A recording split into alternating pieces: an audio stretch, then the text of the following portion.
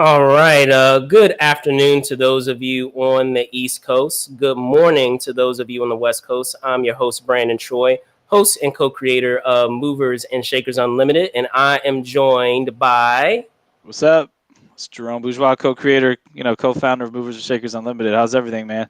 Oh, you're just doing an interview. I've been Yes, busy. indeed. Yes, indeed. Yes. Busy morning, busy day.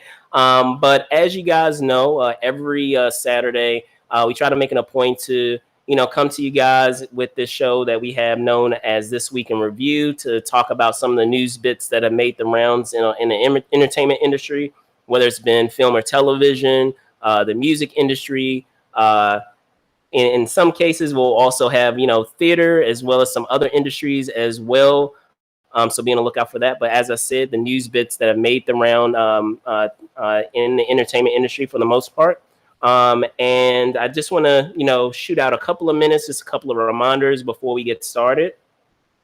Just know that you can follow us not only on the conversation here on YouTube, with the hashtag TWNRMNSU. So that's This Week in Review, Movers and Shakers Unlimited. However, just also know that you can also follow along on the conversation on our social media with Twitter with Move and Shake UNLTD, and on Instagram at Movers Shakers Unlimited. Now, with that out of the way, we do have, as I said, some news bits to talk about today. It's not going to be a crazy long show, but there are some interesting things to discuss. So just to start, it looks like over the course of this week, we did have a teaser of a well-known series making a comeback and coming back in the form of a miniseries. And of course, let's see if I can bring it up here. That would be the Showtime series Dexter. So, for those of you that recall, this was a series with Michael C. Hall, who you see here in the picture, from this, I guess, this snapshot from the trailer. So, with that being said, and this trailer, or say teaser, that had that music, I feel like super appropriate music choice of the song Misunderstood. What are your thoughts on seeing this show come back, Jerome?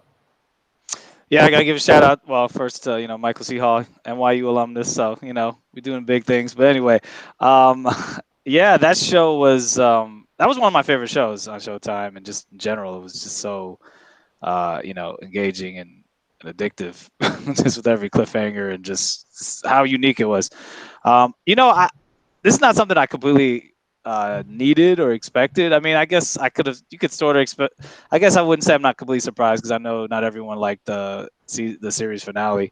I didn't have the biggest problem with it or anything, but yeah, I mean, I know they got one of the original showrunners, or one of the original creators back, working on this. I think it's supposed to be more like a limited Yeah, it's season going or to be a something. mini So series. Yeah, so yeah. So I mean, yeah, I was looking at the teaser. I mean, hey, it's a great show. If if they want to add another, what is it, 10 episodes or whatever, however many, just to, you know, I guess continue the series in a direction, or conclude it in a different way. I mean, I'm all for it. When 24 ended, I love that show also. Then they came back with that die another day, or live another day, or whatever. That 12, instead of doing 24 episodes, they did 12 episodes. And I mean, yeah. I enjoy that. And then they did the spinoff. I mean, I don't know.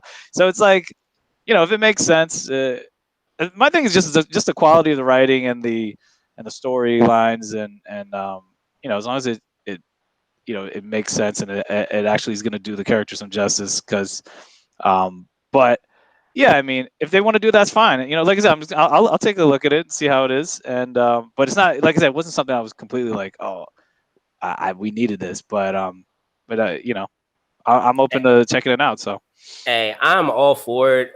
Just as you said, I watched the show religiously. I have the seasons on DVD. I've consumed so much of that show, and I enjoyed that show so much that I even followed what many of the actors continue to do onwards. I mean, Jennifer, she continued on in many other films. And many of the ensemble, they went on to do other things as well that were pretty cool. Right. So it's good to see that it is making a comeback, because just as you said, just as you commented on the way that it ended, considering how it started and how it was progressing and how the seasons continue to get better and better. And I would argue that it started to, lose its steam for me, following, and this is a spoiler, but I mean, the show's been on forever, guys. But when No. yeah, actually, you know what? Why I'm just not? playing. Because I'm just joking. someone's I'm going to joking, say man. something about that. So why not? Spoilers. So thank you. But yeah, him losing his wife, like I felt like that was kind of like the where the show hit its height. In that season that they had with John Lithgow. I did like the season with I'm brain farting on the guy's name, but he was in the show Rome. There was a season where Dexter went up against when it went up against that act. I'm brain farting on who he is. You guys can let me know in the comments. But it was Stevenson, Ray Stevenson. So there was a season where Ray Stevenson was the villain and took on Dexter, and that was an interesting season too. So like, it's not that the show like was really bad by the end. I just feel like, in terms of, in my opinion, and it's obviously subjective for everybody in terms of the fandom, like that was the pinnacle of the series, was when we had that season where we had John Lithgow and Dexter going up against him.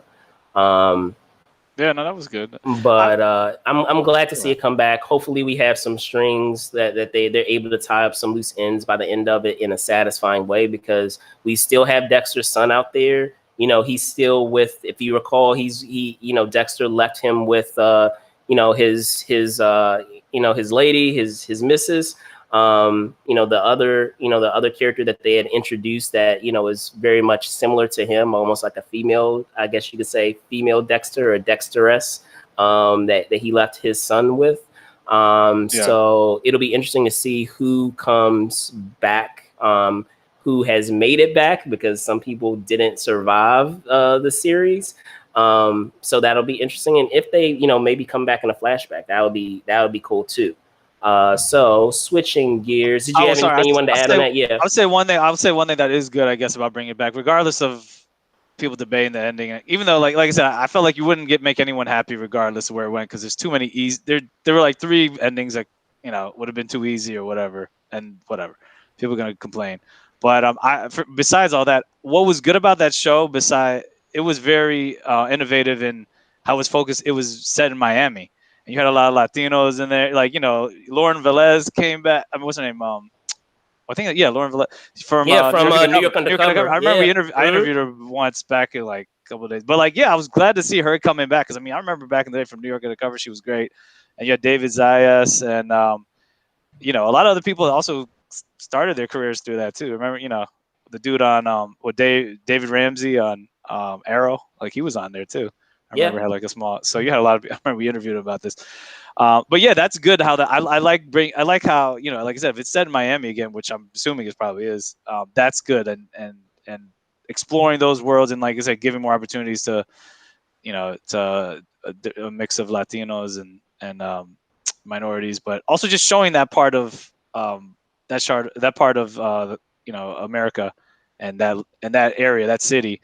You just don't see that much in I would say more premium cable or premium now streaming services and networks, because usually, like, I know they had CSI Miami, like a lot of times, like when you show some of these cities, it's more just like for show or stylistically, or you're not really going deep in depth to see the the different aspects in the culture, and I felt like Dexter was pretty good at showing that, in addition, at least in the background.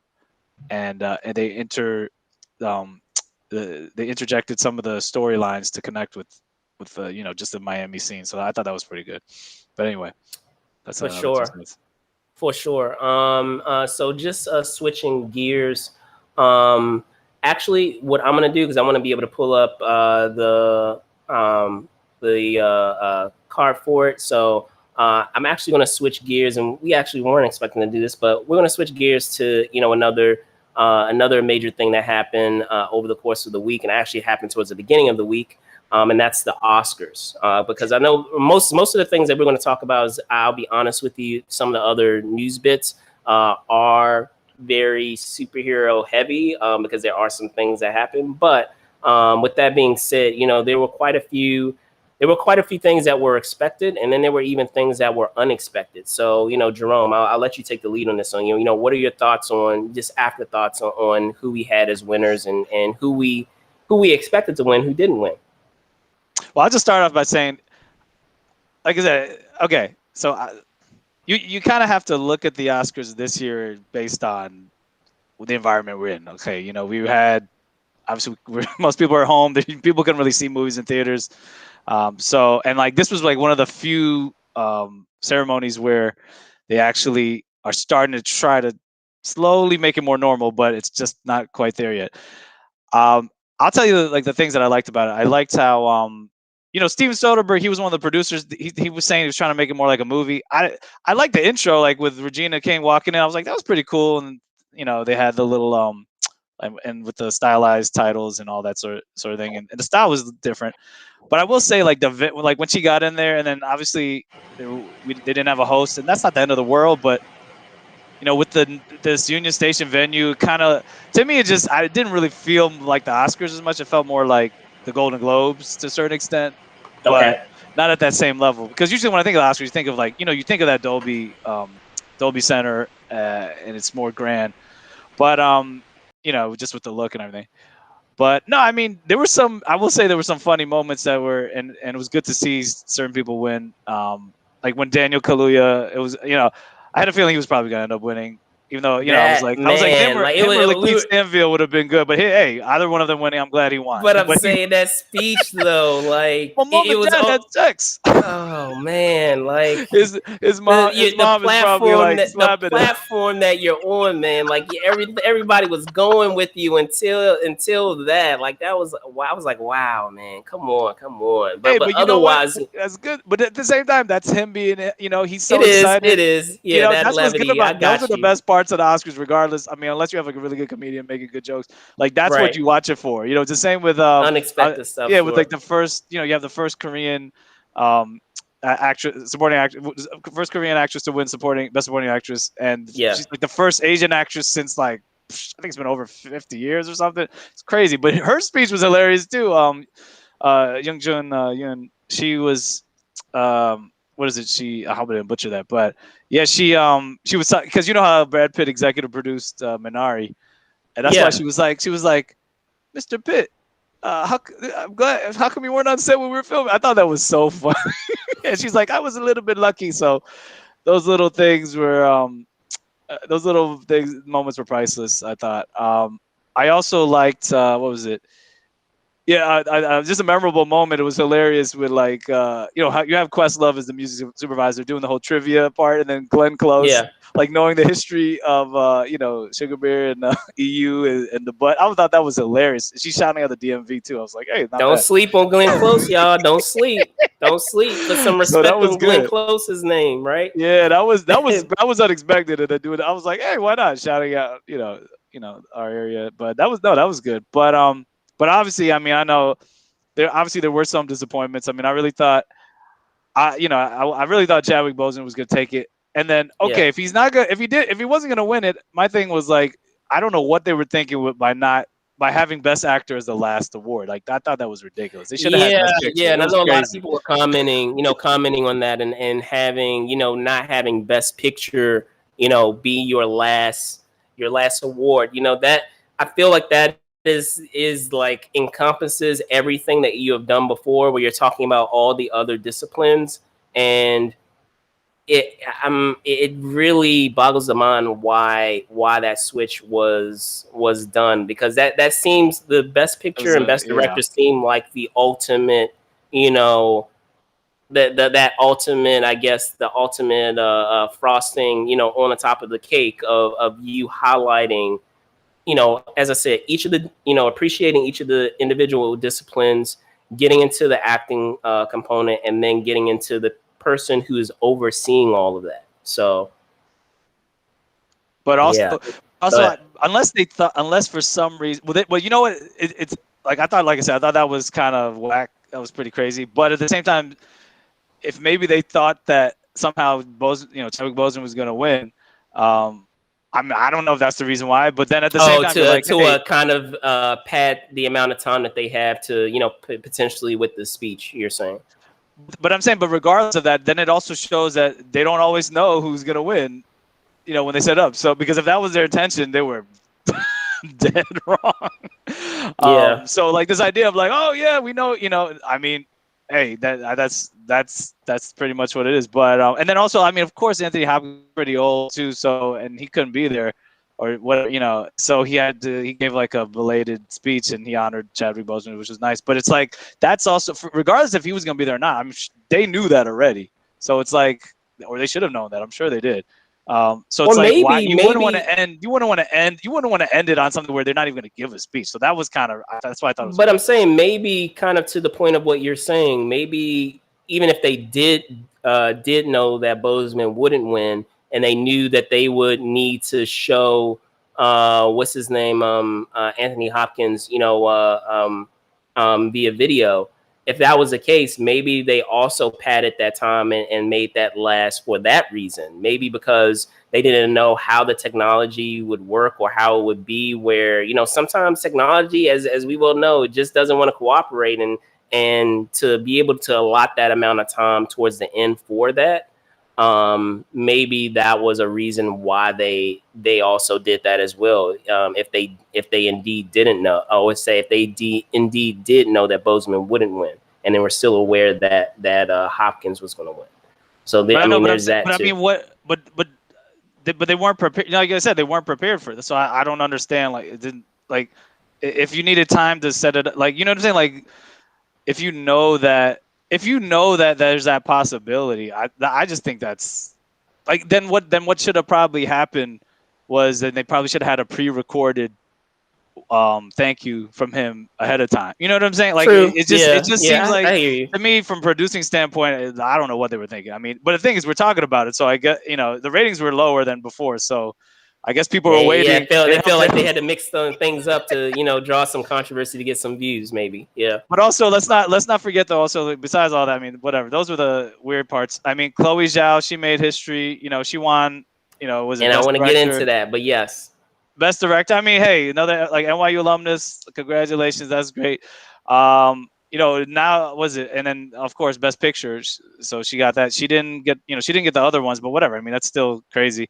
That's amazing. And now what is it? Frances McDormand is like a 3-time Best Actress winner, so she's tied with Daniel Day-Lewis. If she gets one more, I think she'll be tied with Catherine. I think it was Katharine Hepburn so it's. I mean, it's crazy how that's pretty amazing. But also I'm glad Tenet won Best Visual Effects, so that was happy. That was really good.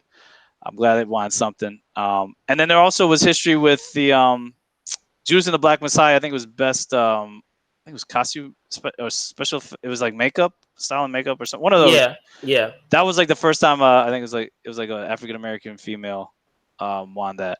So that was pretty cool. Definitely. I guess my big takeaway, and this is actually would be a good segue as we start talking about a lot of the Marvel MCU stuff anyway, is it just goes to show just how, good of a talent scout and how good a surveyor of talent Kevin Feige is. Yeah. Because, you have two award winners out of this show that are part of the MCU. So, let me backtrack a little bit. So you have, let's see, actor in a supporting role, Daniel Kaluuya. He's not even your lead actor in one of your franchises. He's a part of your ensemble in one of your big franchises. To be able to brag and say that and have Oscar winning actor as, one of those important roles as a supporting character to your in your ensemble. And then someone who, up to this point, a lot of people, she wasn't, a household name, and just as you said, making history, for best director and for best picture with Nomadland, Chloe Zhao, who's going to be doing Eternals and has Eternals on the way. To already have had her in already had her a part of your cinematic universe before she won her Oscar. To be able to say that and to be able to recognize that talent before other people are able to shed light on it is an impressive skill to have. And with that being said, and talking about Black Panther, I want to go ahead. Hey, What were you going to say? sorry. One last thing, just for correction. Yeah, That was actually Ma Rainey's Black Bottom for Okay. best, best makeup and hairstyling. So, but whatever. Hey, I mean, just it was still history. No, that's great. Exactly, it's a good transition because that just showed, like, hey, like we've talked about before that the Marvel is definitely they definitely know how to scout talent before. And again, that's just the tip of the That's iceberg, great. guys, because we have plenty of other, award-winning actors within the MCU currently. That's just two of them. It's just two of them. And, I was just commenting on it, but they're like a slew of them, scattered throughout the Marvel Cinematic Universe, whether they are the lead characters that we see, or even the supporting characters that are a part of the respective ensembles of those franchises. So pretty wild. So as I said, I was just talking about Daniel Kaluuya with Black Panther 2. There was a recent story that came out where Lupita Nyong'o was on Yahoo, or she should say she was speaking with Yahoo about a upcoming project that she's working on called Super Selma. And the topic of Black Panther came up, where the question was, what's the plans of what's happening with that production, and Lupita basically, and to quote what we have here, she said, I want to be part of getting out to the world an imaginative positive representation of the African world, with a dark-skinned African grow the center of whose superpowers are science, technology, engineering, art, and math. Again, not something that is out of the ordinary of what we've heard before. But and I apologize, that's actually in comment to the project that she has with Selma. But in switching gears to what she in fact said about Black Panther 2, she said, people will ask me, are you excited to go back? Excitement isn't the word. I feel I'm in a very pensive and meditative state when it comes to Black Panther 2. His passing, talking about Boseman, is still extremely raw for me. But at the same time, she continues, at the same time, we have a leader in Ron Coogler, who feels very much like we do, who feels a loss in a very, very real way as well. And his idea, the way which he has reshaped the second movie, is so respectful of the loss we have all experienced as a cast and as a world. So it feels spiritually and emotionally correct to do this. And hopefully what I do look forward to is getting back together and honoring what he started with us and holding his light through it, because he left us a lot of light that we are still going to be bathing in. I know that for sure, end quote. So with that being said, it'll be interesting to see how Coogler is going to, as she said, make sure that it is, what was the big part of that, spiritually and emotionally correct. What does that necessarily mean? Does that mean that they will in fact have the sister become a Black Panther, or will they kind of do a mishmash and have various characters, perhaps share the mantle? That was something that I've thought about too. So, you hear these comments, Jerome, what are your thoughts on on what they have said we will be seeing in Black Panther 2? You know, do you think you want to have some with Shuri, or you think it's going to be something different? I mean, I don't know what you can really read into any of those comments. I mean, I think people are just going to keep saying, they're just giving you a little bit, and who knows, you could speculate. But I mean, I know that Ryan Coogler, like, you know, he was hired to direct that first one because he really believed in the material. He really respected it. And obviously Chadwick Boseman was originally cast, so, you know, and then they just really built on that character and really made a classic, basically. So, and I feel like regardless, I mean, he's just, you know, I just have faith that he's gonna really make that story a really, you know, organic progression of what the last one was in that world. Now, I mean, and if they're saying being respectful, yeah, I mean, it could mean that what you're saying, like it could be maybe different characters take on the mantle. I think more likely probably be the sister, but I mean, you never know. I mean, they could. I mean, we have CGI technology. Maybe they'll somehow try to bring him back a little bit. Who knows? I mean, I don't know. It's I know there's been a debate of like people thinking like, oh, we should recast it so because T'Challa has done so many, you know, there's so many adventures he's been on, and you know him marrying Storm or whatever, you know, like or that relationship. Yeah. So it's like you can't really tell that story if like the sisters there. So I mean, I don't know, like you know, there could be something like that now, and then you know maybe they do get someone to maybe they find a way to recast him later on. You know, I mean, I don't know because Well, I don't know. I have a theory, which is why I brought it up. You know, we were just talking about the Oscars and like the embarrassment of talent that the MCU has. You know, not just behind the camera, but in front of the camera.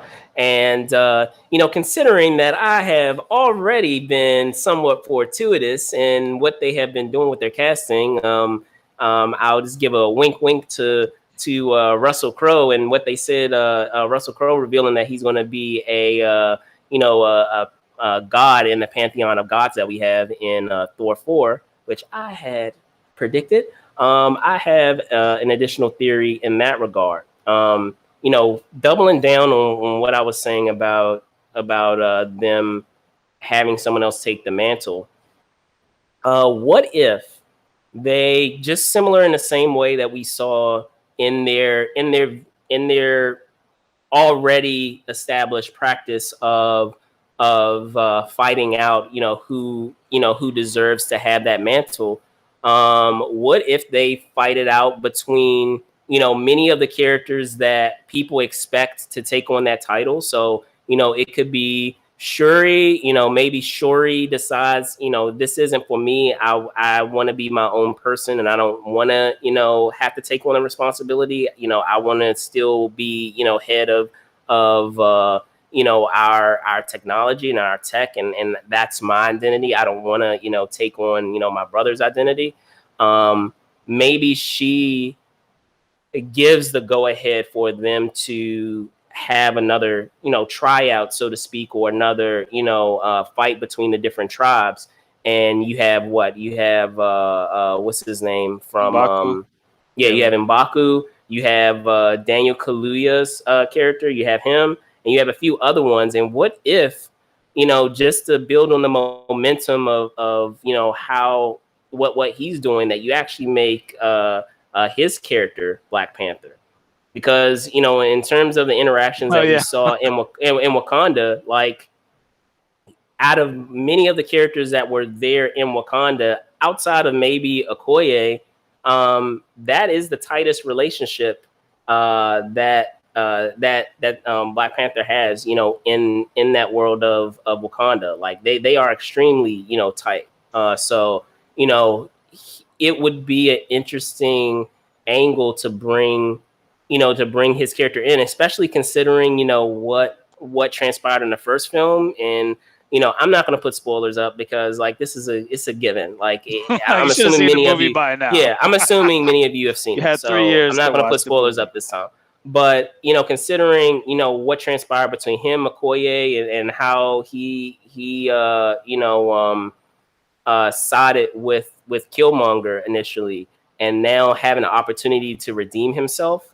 That would be a nice arc to have him, take on that mantle to not only, make up for what transpired in the first film, but also to respect and to honor his friend if they decide to have his character's death happen in the film. That would be, a nice way to come full circle of having that character take on the mantle of his friend, kind of similar to what we would have with like Captain America and Bucky, where while for many folks Bucky would make sense as Captain America, I will argue that it wouldn't because of his prior baggage as Winter Soldier. It's not as severe of a baggage that we have there, I feel, with Daniel's character that we would have with Winter Soldier, because even up to that point, he was still, he was still loyal to Wakanda. His means may not have been the best, but before he really got into, a lot of those maybe darker choices, they had already squashed. They had squashed it before it could really begin. So you still could say that he has an element of in terms of believability of having him, come step into that role versus maybe M'Baku. But what are your thoughts on that theory and them?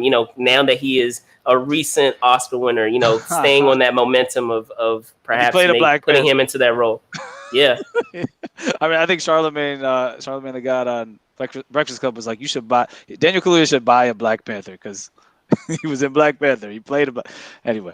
But this is the thing though. Yeah, I mean that's possible. Look, this is all speculation, so it's like who knows. Of course, yeah. I have no way of proving this. But I will say, because of course it was so revolutionary and iconic.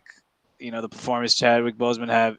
I feel like Black Panther, whatever they have to do, it's a special circumstance, because the problem that Marvel is gonna the Marvel has to consider regardless for most of his characters is just be I mean it's obviously a sad thing when someone passes away, of course, and the characters should be, that's not as the most important.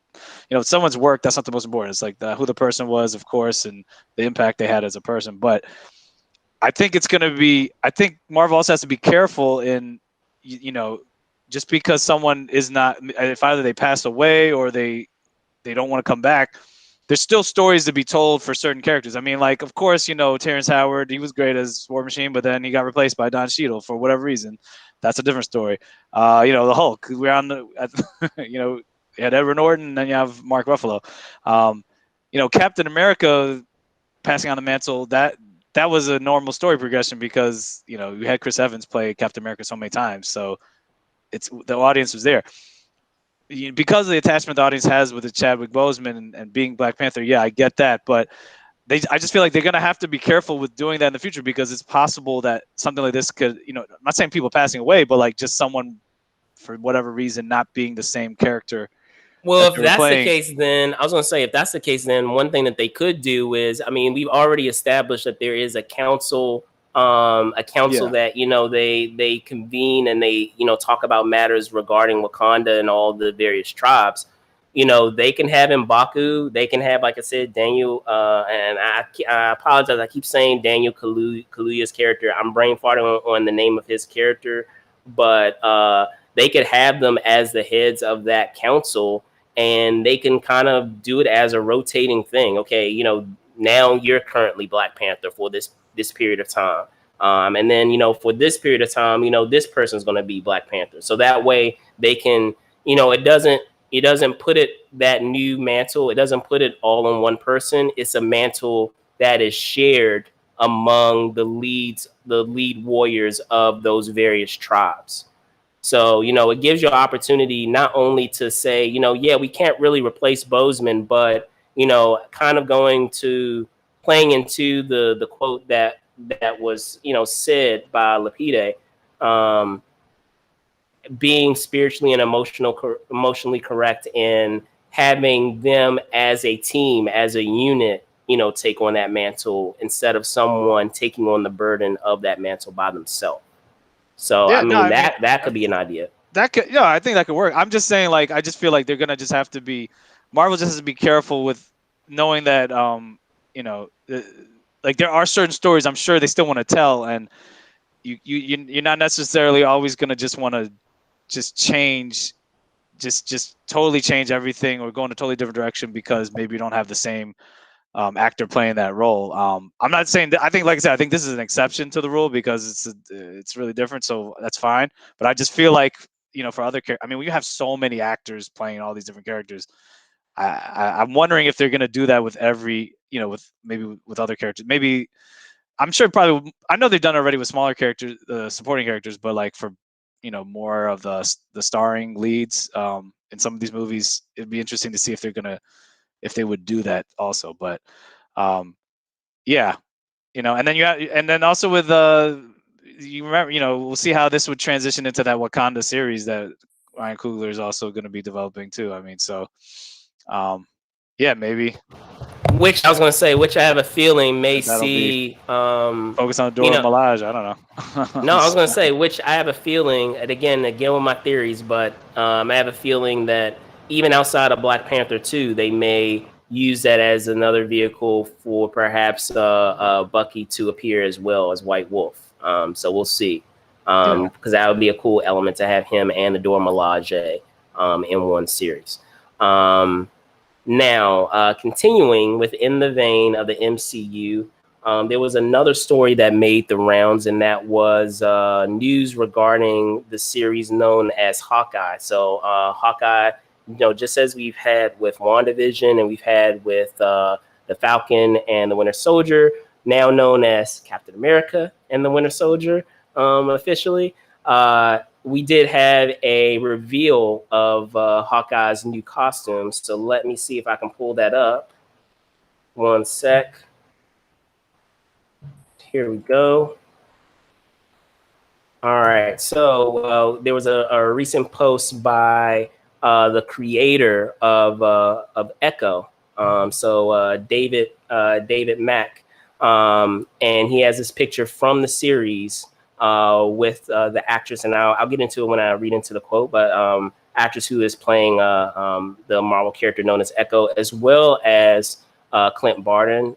As you can see here, we see Hawkeye in his more comic accurate costume. So in reading this comment, as you can see here, it says from David Mack, can you believe my Echo character that I created when writing Daredevil is now getting her own show? So we also have that tidbit, which we will get into just in a moment, and portrayed by this promising actor.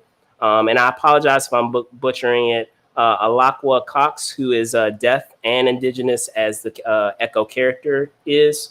I just got off a Zoom call for pre-production for the new cover series I'm directing for HBO Max, in which Brian M. Bendis, who is writing it, and I are going over the details of the look of the characters with the team. And they came to IG to see myself tagged in a story with these amazing Echo pics. So it looks like this actress, as I said, again, I apologize if I'm butchering. You have Alakwa Cox, who is taking on the role of Echo, who it looks like will appear in the Hawkeye series. You hear this information and you see, this pics like these. What are your thoughts, Jerome, on this upcoming series?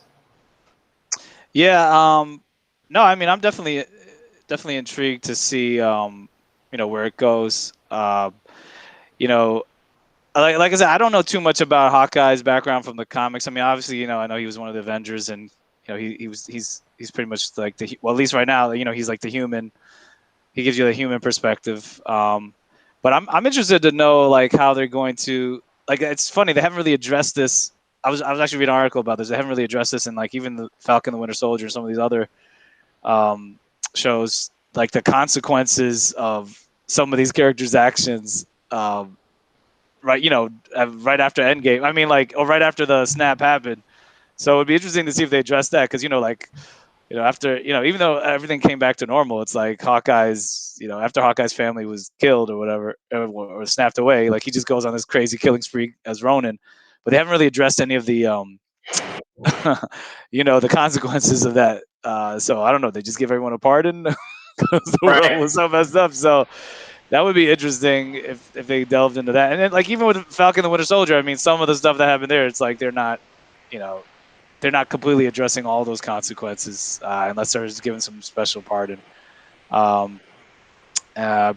yeah, I mean, I'm just glad that they're giving. I'm glad that they're giving him, more of a story to unravel and go, delve deeper into his character. I think it's appropriate giving him a series though. And yeah, and like I said, it looks like they're like you were saying with Echo and just this idea of spinning it off into having his daughter, I guess, become the next Hawkeye or whatever. That's it's good that it's good that Marvel's like planning. They're really planning ahead to transition into that. Obviously, also with Miss Marvel, I know they had photos of her costume, and that I'm sure eventually they'll probably have her maybe take up that mantle. For sure. But it's I mean, that's what's great about these movies. I mean, you can you have a vested interest in a lot of these characters, and then eventually, the contract's up for some of these actors, or they want to do something else. You slowly transition a new roster, and then it rotates. I mean, and there's also the West Coast Avengers. I mean, they haven't done that. They haven't gotten that. I want to see the West Coast Avengers, And if I remember correctly, I'll have to backtrack, but if I recall, I believe U.S. Agent at some point becomes a West Coast Avenger. So, the presence is already set there for you to, change up lineups, and those lineups change regularly anyway. So it's not like unheard of to, see characters change and shifts being made of characters leaving the team, a new characters coming in and characters perhaps coming back to the team. So as I said, there was a second part to that, and that was the series spinoff that was discussed, and that's the Echo series. I'll be honest, I don't know a whole bunch about Echo. I do remember like the basis is that if I recall, she can imitate a lot of moves. So that people have. So I find that interesting because we already have an element of that going on already in the what is it, the Black Widow film with Taskmaster. So how are you going to implement her into this series and not make her character seem like an imitation or a copy? I know that she has other facets to her of being death, and in terms of that what is it, that diversity piece, her being indigenous, like being that having that quality about her, and having that character for the MCU is awesome. Diversity is always great, and having various minorities in there is awesome. Still, in terms of her skill set, it really begs the question of how are you guys going to make it different? I know, like, on paper, it seems like it's the same, but in trusting Marvel and what they have been able to accomplish thus far, I'm assuming they're going to have a way of being able to demonstrate that. But at least on paper, it just seems like, okay, we have a character that's like this. So now that we already have a character that's like this in a film, how are you going to execute it in another medium? And also to hop on what you were saying before about these series thus far, I've enjoyed all of them, but I'm trying to remember where I heard it. I feel like it was with another journalist and something that they wrote, and I felt that it was really spot on, and that was just that idea of TV is a very different media from film. And because with film, very much you have to a lot of times wrap up storylines that you set in the beginning and have it resolve in the end. And with TV, you have the luxury of letting things dangle, where you don't have to address it immediately. You can continue it later down the line. It doesn't have to be wrapped up like right then within that specific season or that specific arc of that episode. So it seems like with the TV series and making them cinematic, it also sometimes deals with the unexpected, challenge of feeling like they need to wrap up. I'm saying with these Disney Plus series, wrap up a lot of dangling threads immediately versus allowing them to be unresolved.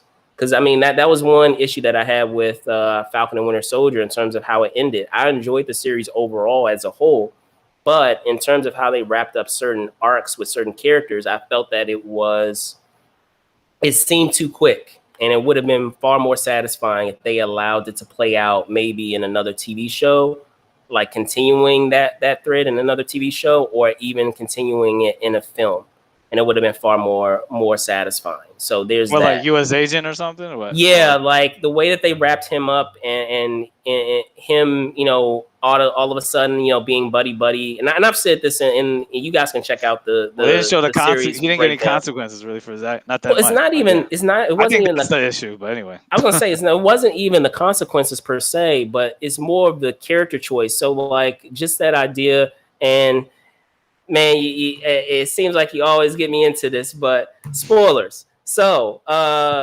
for for U.S. Agent, just that idea that immediately he resolves what his issues were and he saves the hostages, when it would have been far more interesting if he went after Carly and didn't save the hostages, because he still is dealing with his trauma and he still isn't completely uh in that role of being selfless. Like he still has his issues as a character, so it would have been far more interesting had he gone after Carly, and then down the line, of course, in another series, in another season of another series, or in another film, that then we still see that he'll change where he's like, okay, I can't keep being like this, where I can't keep making these